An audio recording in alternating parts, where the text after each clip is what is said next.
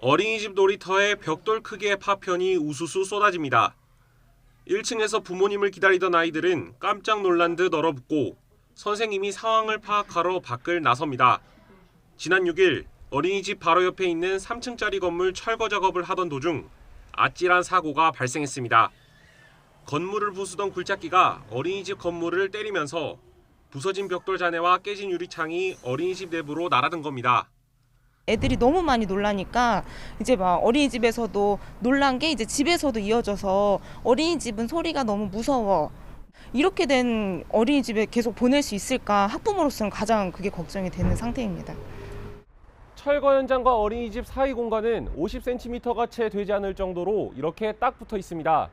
그러나 설치된 안전장치라고는 얇은 청가림막과 비계뿐이어서 굴착기나 떨어지는 파편 등을 막지 못한 겁니다. 벽에 그게 무너지면서 콘크리트 잔해물들이 여기 뭐 엄청 많았었죠. 그러니까 놀이터에는 나갈 수가 없죠, 아이들이. 저는 뭐 말할 것도 없고 교사들은 뭐 저한테 이야기는 안 하지만 늘 불안하다고. 철거업체 직원들은 사고 뒤 몰래 난간을 넘어와 파편을 치우면서 책임을 숨기려 하기도 했습니다. 하지만 업체 측은 파손 부분을 보상하겠다면서도 현장의 안전 조치에 문제가 없다는 입장입니다. 무슨 이거를 강판으로 막아달라. 이건 어떻게 이거를 강판으로 막아요. 서울 시내 돌아다녀 보세요. 다 누르는 항공천막 2겹 띄우고 해체 현장은 그게 법이에요. 철거를 허가한 경기 수원시 권성구도 건물 해체 계획에 위법은 없었다고 밝혔습니다.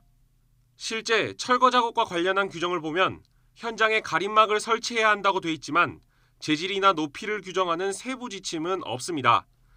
이렇다 보니 실제 현장에서는 비싼 강판 대신 천으로 된 가림막을 설치하는 경우가 많습니다.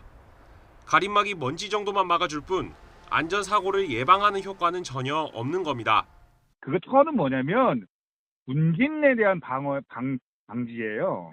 건축 밖으로 나가지 말라고 하는 방어지 낙하 잔재물이 떨어지는 거에 대해서는 막지를 못해요. 지난해 광주에서 철거 중이던 5층 건물이 무너져 17명이 숨지거나 다친 참사를 계기로 철거 현장 안전에 관한 지적이 잇따랐습니다. 이에 정부는 지난달부터 허가 대상 해체 공사를 확대하고 반드시 건축위원회 심의를 받도록 하는 등 안전 감독을 강화했습니다. 하지만 철거 현장 바로 옆 어린이집에 벽돌 파편이 쏟아져도 단속할 근거가 없는 안전 지침은 여전히 허점투성이라는 비판을 피하기는 힘들어 보입니다. YTN 김태원입니다.